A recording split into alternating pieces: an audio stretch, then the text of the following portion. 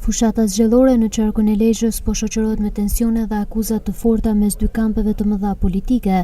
Kandidati për deputet i Partisë Demokratike Xhinxhoni ka akuzuar disa zyrtarë lokal si të përfshirë në blerje votash duke denoncuar ata publikisht me emra. Përmes një postimi në rrjetin social Facebook, Xhoni publikoi edhe një video duke shkruar: "Grupet për mbrojtjen e votës në ndjekje të njerëzve që dalin natën për qëllime të mbrapshta elektorale. Ne jemi kudo, do t'ju ndjekim këmbë për këmbë", shkruan Xhoni. Ndërkohë Partia Socialiste reagoi përmes kandidatit të saj për deputet Ermal Paci, i cili paraditën e sotme shkoi në drejtorinë e policisë së Lezhës për të depozituar një kallëzim penal, pasi sipas tij, njerëz të PD-s kanë kërcënuar familjarët e kandidatës së PS-s Klotilda Ndreca. Në Dajç ka patur një situatë ku është pretenduar është kallëzuar penalisht, patjetër.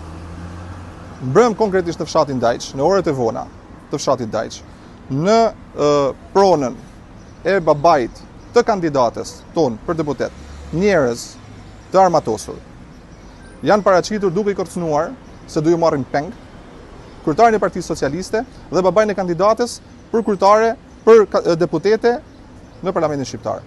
Kjo është totalisht e papranueshme. Ne jemi drejtuar instancave shtetërore, normalisht që duhet marrin masat e tyre.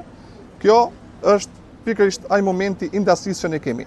Çdo natë militantë të Partisë Demokratike qarkullojnë orëve të vona me arsye, pa arsye, totalisht pa arsye, për të gjurmuar dhe për të krijuar alibin e tyre të humbjes në zgjedhjet e 11 majit. Ndërkohë policia e Lezhës bën me dije se ka nisur verifikimet pas pretendimeve të Partisë Socialiste për kërcënime dhe po vjojnë hetimet në lidhje me rastin për të cilin pretendon Selia Roz.